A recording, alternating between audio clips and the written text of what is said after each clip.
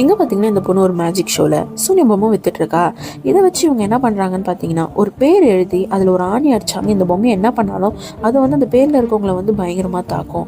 இதை பார்த்துட்டு இந்த பொண்ணு வந்து பயந்து போய் இந்த டிவி ஆஃப் பண்ணுறா. ஏன்னு பார்த்தீங்கன்னா கொஞ்ச நாளுக்கு முன்னாடி இவளுக்கு வந்து ஒரு 100 ஆர்டர் வருது. அது என்ன ஆர்டர் பார்த்தீங்கன்னா இந்த பொம்மையை செய்கிற ஆர்டர் வருது. அதுவும் இல்லாமல் அதில் வந்து ஒரு மந்திரத்தை சொல்லியே இந்த ஃபுல்லாக பின்னணுன்ட்டு அப்படின்னு சொல்கிறாங்க. இவ்வளோ என்ன பண்ணுறாங்கன்னா மந்திரத்தை சொல்லி சொல்லி எல்லாமே பின்ன ஆரம்பிக்கிறா. அப்புறம் பின்ன ஆரம்பிக்கும் போது என்ன ஆகுதுன்னு பார்த்தீங்கன்னா இவளுக்கு வந்து ரொம்ப தலை சுற்றி ரொம்ப டயர்ட் ஆகுறா. அப்புறம் பார்த்தா அதில் டயர்டில் என்ன பண்ணிடுறான்னு தெரியாமல் குத்திக்கிறா கையில். அந்த ரத்தம் அந்த பொம்மையில் பட்டு தான் உள்ளே இழுத்துக்குது. அப்புறம் பார்த்தா என்னடா இது அப்படின்ட்டு இவள் கண்ணு சின்னதாகிட்டு மயங்கி போய் விழுந்துடுறா. எப்படியும் எல்லா வேலையும் முடிச்சிடுறா. மறுநாள் வந்து இந்த பார்சலை வாங்கிட்டு போகிறதுக்கு ஒரு பொம்மை வருது.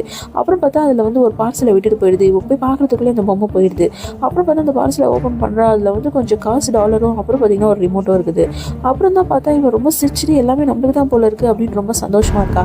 அப்புறம் டிவியை போட்டால் தான் தெரியுது இவங்க வந்து இவன் செஞ்ச பொம்மையை தான் வந்து இந்த மாதிரி விற்கிறாங்கன்ட்டு. அப்போ இவங்க என்ன சூனியம் பண்ணாலும் நம்மளுக்கும் இதாகவும் போல இருக்குன்னு நினச்சிட்டு இவ ரத்தம் பட்டுச்சுல அப்படின்ட்டு ரொம்ப பயந்து போயிடுறா.